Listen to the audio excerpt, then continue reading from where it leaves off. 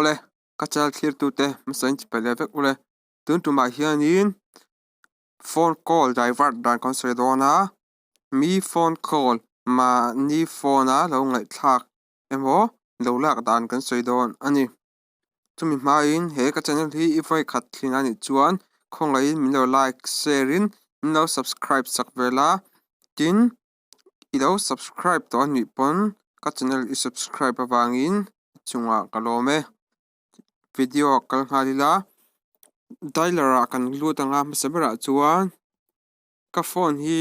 soi to angin Redmi ani ya phone setting dang len chuan in ang vek lo anga amai ro chu adang lamna atam lutuk lovang ka thai bela hian kan lutang ka thai bil hi setting ania chuan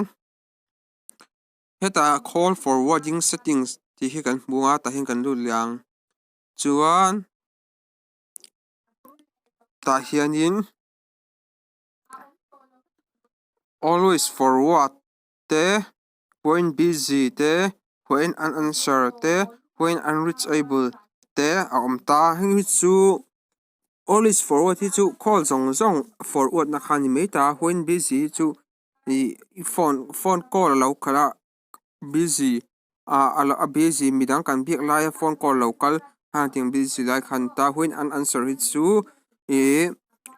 phone call kan lak lo khan ta a when unreachable te hian phone call tlang thei lo ang khan ta ni ta hianin i du option khai thlanganga i du option a khan i thlanga chuan number i da lu tanga hei hi ka phone hi in lo ngai ka phone call hi in ngai thadu ani chuan ka phone ta hian in lu tanga chuan ta option hi in thlanga option a hianin in du in thlan zo huna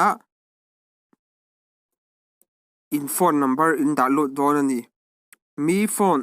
in a phone in ngai thak turate phone ngai thak turate phone a khatang khanin in fill up ang nang ma ni phone in ti kha chuanin adik don lova chuan khami a phone call kha nang ma ni khatti khanin aron divert don tina ani chu ole khati jong khan ya tun tuma kan video te nikina video danga kan hule thau don neu